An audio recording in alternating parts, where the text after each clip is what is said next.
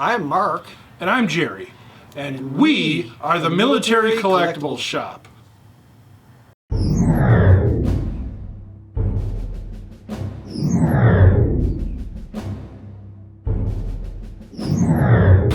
Hi everybody, it's Jerry And Mark. from the Military Collectible Shop. And this episode of What's New at the Military Collectible Shop, we wanted to show you some of the stuff that Mark and I found at the Show of Shows this year down in Louisville. So Mark, what do you have there? I picked up this nice police uniform. It comes with pants. Very nice. No mothing. It's a great buy. Officers and combat-y. How can you go wrong? All right, one of the first things I found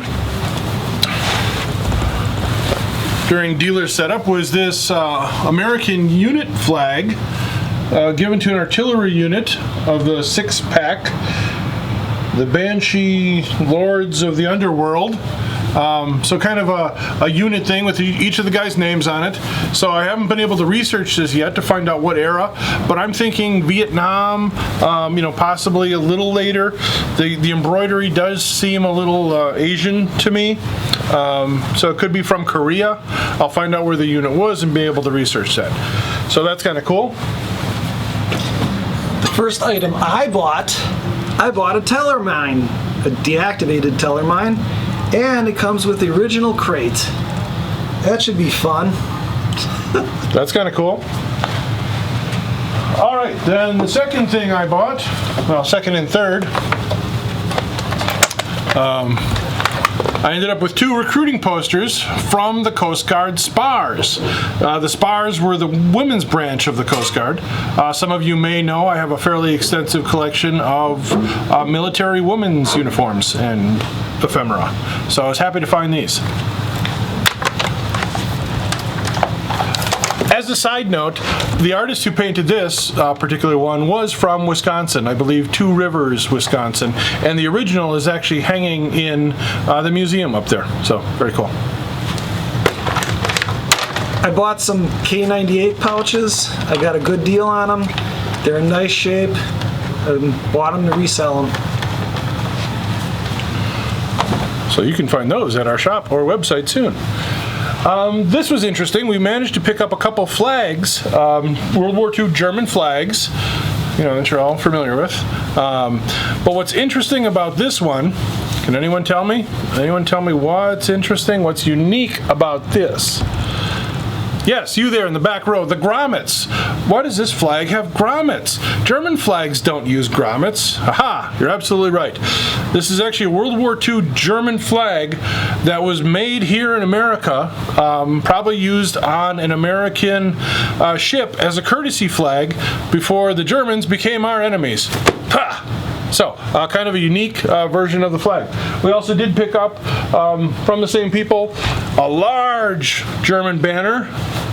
Now this one is a traditional German-made, large, big, huge, giant banner.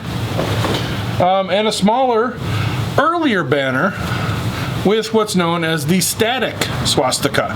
So basically it's on its edge versus being canted on its point.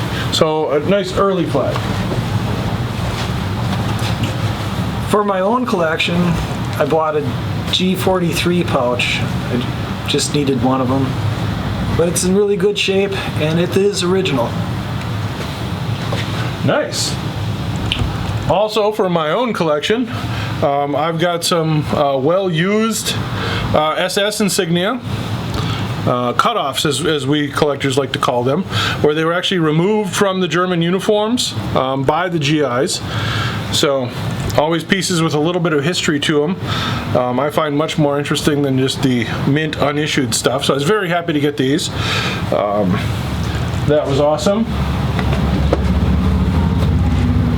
My best buy, or my favorite buy, and this is for my own collection, I bought a Luftwaffe Colonel's uniform, Colonel Zimmerman.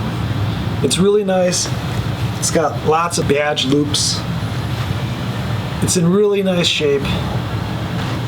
I think it's great. I think that's going to be a uniform of the month pretty soon. I was able to pick up a SS helmet with a partial decal, but it's a real one. So, even with the 30% decal, it's still an SS helmet. So that was kind of fun. And it kind of fits in nicely with sort of the battle-worn SS insignia. I bought an overcoat, kind of beat up World War II German overcoat, but I got a good price on it. Will do well. Mark was a little chilly when we had to evacuate the hotel swimming pool.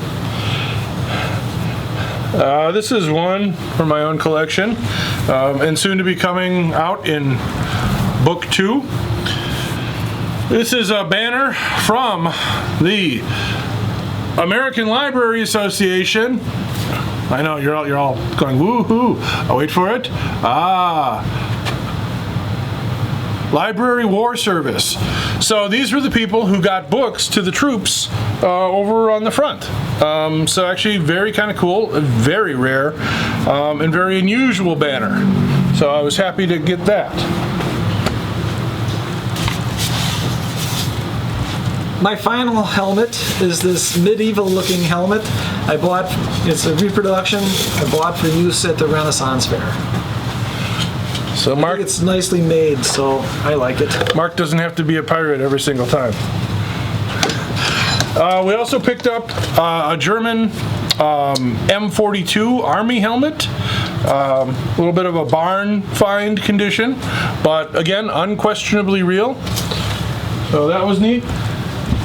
And my final find on Sunday, which is proof that you should always stick around until the very last day. This is actually a World War I uniform that was worn in the movie All Quiet on the Western Front in the 1930 production. And it's actually got the Western Costume Company tag, and it's named to the actor Slim Somerville.